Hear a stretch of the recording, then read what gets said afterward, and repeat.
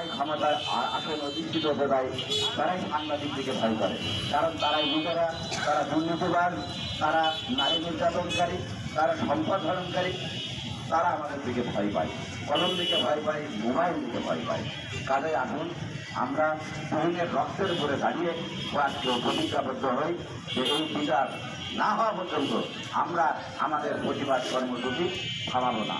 এই বলে আমি আমার সংক্ষিপ্ত বক্তব্য শেষ করছি। তাকে মাথা দিয়ে মাথা শেষে দেওয়া হয়েছে। এরই প্রতিবাদে সিনেদার প্রেস ইউনিট কর্তৃক আজকের যে তার বিচারের দাবিতে এবং সাংবাদিক সুরক্ষা আইন বাস্তবায়ন করো এর দাবিতে কর্তৃক প্রতিনিধি সিনেদার প্রেস ইউনিট কর্তৃক আজকের যে মানববন্ধন, সেই মানববন্ধনে উপস্থিত হয়েছেন সিনেদার প্রেস ক্লাবের সভাপতি আমার সহযোদ্ধা আশুতোষ ইসলাম কাজল উপস্থিত হয়েছে।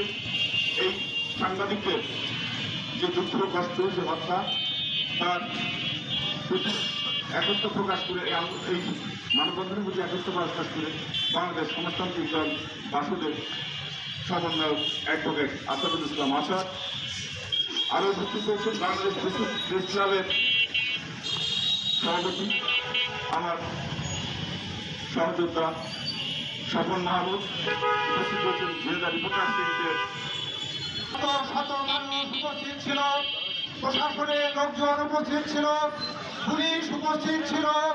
তারপরেও কেউ এই সাংবাদিকের জীবন রক্ষার জন্য এগিয়ে আসে নাই।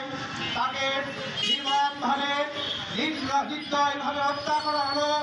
আজকে তার দুটো ছোট ছোট শিশু আছে।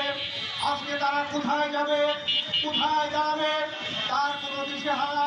আজকে তার পরিবার দিশেহারা।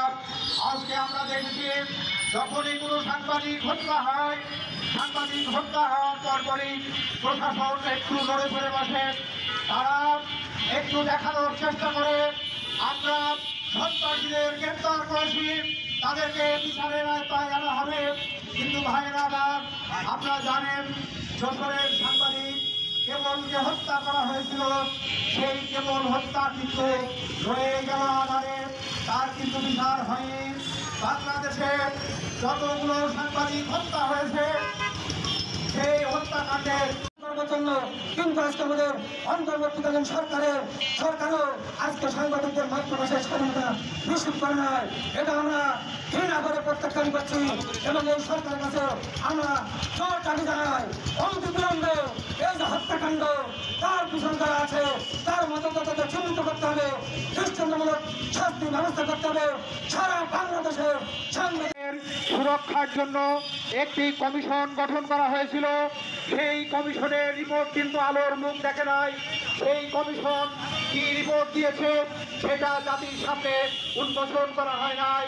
এই কমিশন তৈরি করে রাস্তায় বাইরে চত্বরে দাঁড়িয়ে বলতে চাই, একজন সচেতন নাগরিক হিসেবে, একজন সামাজিক আন্দোলনকারী হিসেবে দাবি করে বলতে চাই, আর কত আর কত আর কত জাতির বিবেকের বুক ছাড়ি হবে, আর কত জাতির বিবেকের বুকের উপরে পাথর নিক্ষেপ করে অন্যায়নে চাই যুগের মতো নির্মমভাবে নিহত করা হবে।